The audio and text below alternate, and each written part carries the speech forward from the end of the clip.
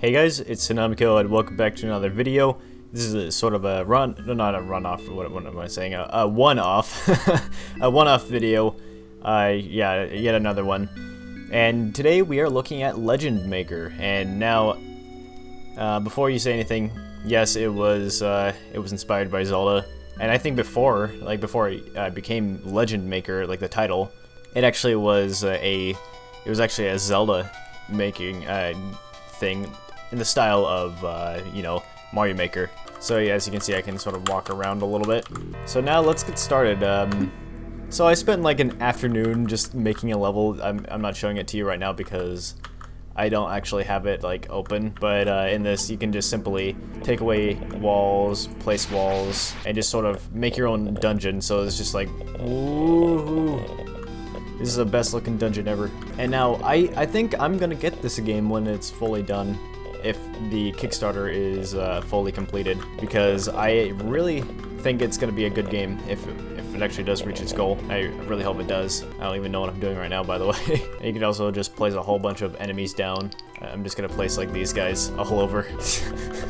I wonder how much of a frame drop I'm gonna get with this. So if I press M, I go back into the game, but come on.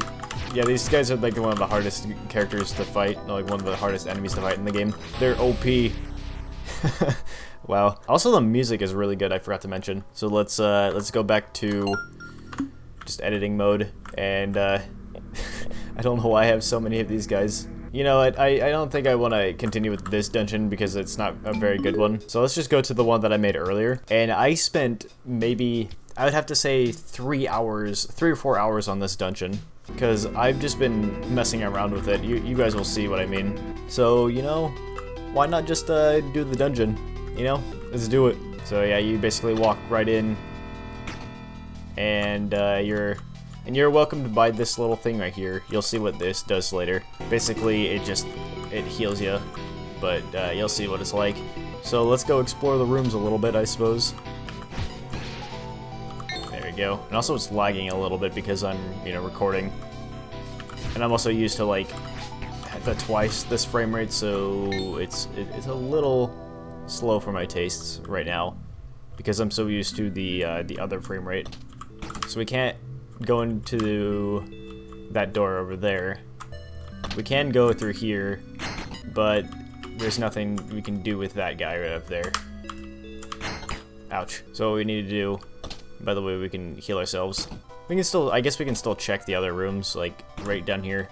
It's sort of a way to like this waterway and with like a little bridge, but it's locked. We want to get to that chest right there, so we'll have to go through the dungeon, actually. So let's make our way over here. And the gimmick here is that you don't want to go too far, otherwise you'll have to go all the way back. Also, there's this guy right here that we don't want to interfere with, even though we did. And we can't go up because this is right here and we're trying to get to that chest. So the only way we can go is down. Let's make our way through. And I have like a little mini boss thing here. You have to kill him in order to get to the next room. Ouch. There we go. And now we can open that door and we can go through. And now these guys right here, they're gonna start jumping at me, and I don't want them to hurt me, obviously, so I'm just gonna jump, well, not jump away, but like kind of run away. Get out of their path. And we can't go back because this thing right here is preventing us, so we have to keep going forward. And if we try to choose this path right here, then we get kind of locked in here, but we can also grab this right here, which is nice. It's kind of like a rupee, but it also heals you. Not only does it count as money, but it also heals you, which is kind of interesting. We can also hide in the walls here. There we go. Make our way up. And there's a bat thing. Get rid of that. And let's see what's in the chest. A bow. I was going to say an arrow, but what use would an arrow be by itself? Seriously. So let's select it. Shoot that thing over there and make our way through. Go over here. Press that switch again because I have it so cleverly laid out that, oh, whoops. I didn't mean for that to happen. So let's make our way over. Come on. Let's make our way over. There we go. Alright. So we made our way through, and now we're back in this room so we can pick up the boomerang. And yes, I do realize it's not like traditional Zelda fashion where you only get one item per dungeon. I just needed a way to make the puzzles more interesting. So what I need to do is hit that switch. So what I'm going to do is take the boomerang, hit it by moving it, like moving myself and, you know, actually hitting that switch. And now we're almost done with that quadrant of the, well, that section of the dungeon. So but we can't do any more. So let's make our way to the other side. And also, as you can see, we can't get through this door, but you can see the things being switched there. But what we can do is, see this guy? We can actually shoot him down, and we can grab the key that he's holding. And then let's make our way through. Ouch. I always mess up on that. It's possible, I just keep messing up. So now that we have that key, we can just make our way through to this other side right here. And, yeah, open this up. And now we got a little bit of a block puzzle. Push it over. There we go. And now we have the bombs. Let's select those real quick. Also get some money. But also, you may see right here that I can't quite get through. It is not a bomb door, actually. The thing is, though, what you need to do is just realize that it's actually a fake wall. And then you can get the prize. So now that we have that done, we can push this block over, get our boomerang ready, and make our way through. And now we should go back because we're pretty much done with that section besides one room.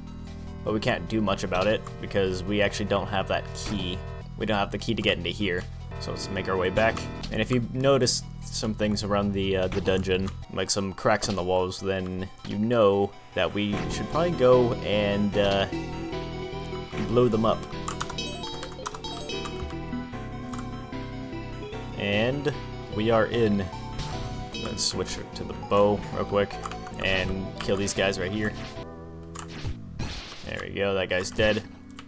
And like, we don't have to kill these guys really, it's not necessary. Like, this whole room right here is actually unnecessary. You don't have to go through this to complete it. It's just like to complete the dungeon. It's just sort of more of a fun thing to do. And now what we need to do is use what we mastered earlier.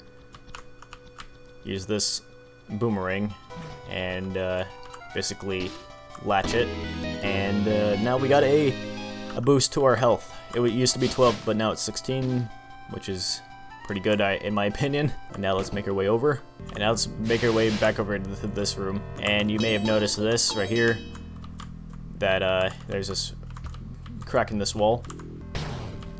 There we go. But also, if you can see the chest from here. And the thing is, though, as you can see from right there, as you can see, it shows that the arrow is pointing towards that, which means it's going to actually push you into that, which is in turn going to make you fall backwards. So what you need to do is just pick the right one, which is this one, and then get the key and make our way out. The other path I was talking about was this, basically move you back.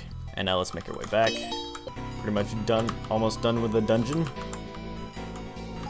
Go and use these to our advantage so we can get back. And now there's no other rooms besides one to actually go through because we have the key now. So now we can use this key right here, and we can use the boomerang there to get that. And now we can't get through there. And there should be another one of those switches there.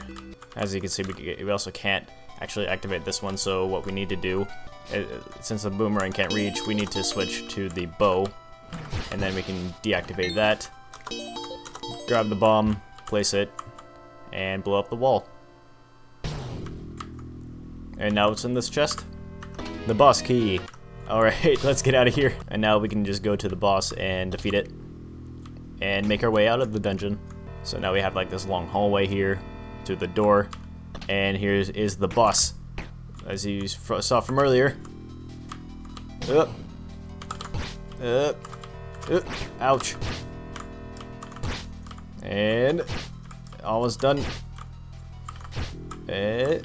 Boom, there we go. Now we got the key. Now we can make our way through. And now we can go and collect this relic up here. Heal up a little bit. But now we are done with the dungeon, actually. As you can see, we have completed it.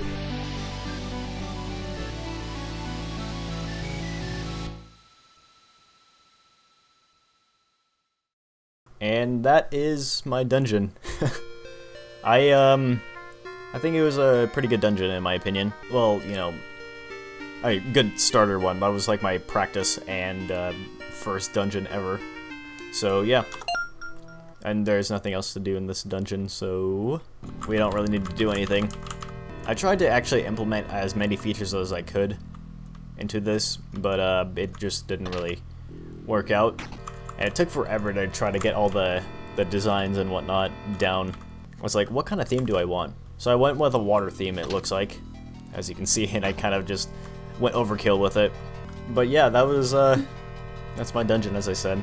So yeah, you can, as you can see, there's like a full like editor mode. You can actually like put the keys and whatnot into the chests, as you can see right there. And there's just a whole bunch of stuff you can do. And now I know that there are some flaws, like this key door right here could really mess you up, because if you use the key from earlier rather than the key from over here, then it could really just mess you up, as I said. It would like completely destroy the order of how you're supposed to do it. Also, I noticed an issue with this guy right here. When I would randomly just walk out, like whenever I walked out of here and then walked back in, he would appear dead and the key would just be lying there.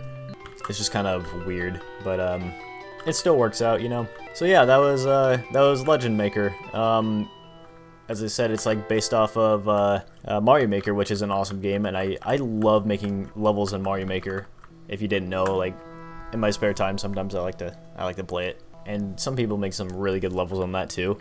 But I'm excited to see where Legend Maker is going to be coming, like where it's going to be going, really. Also, these don't go too far either. They're just sort of there for decoration, as well as this. But I also added like a little happy face right up there. But yeah, also down here, I added something. It says, hello! And then a whole bunch of heart container things.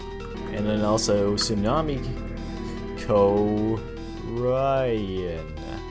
Yeah, I don't know. Certainly, if you guys like Zelda, then go check this out, like, and play for yourself. It's amazing. You don't really need a high-end PC at all. Like, it runs perfectly fine on my PC, even though like sometimes it does lag a little bit because it's just look at all this stuff that's going on. And it's also made in Game Maker Studio, so I'm not sure how well you can optimize games in that, but whatever. Like, I only get like maybe 10 frame total frame drops. I was playing it earlier, I was getting 120 frames, but then it would go down to 110. Like, this feels sluggish in my opinion because I'm running it at 60 FPS, and even though it's 60 FPS, it feels a little bit slower than I'm used to. But besides that, that's all I have to say. Go check it out. There will be a link in the description for this game. And yeah, I really like this, in my opinion. As I said earlier, I am 100% for the people who are making this because what they're doing is great.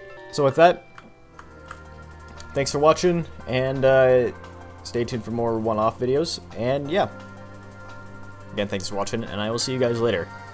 Peace.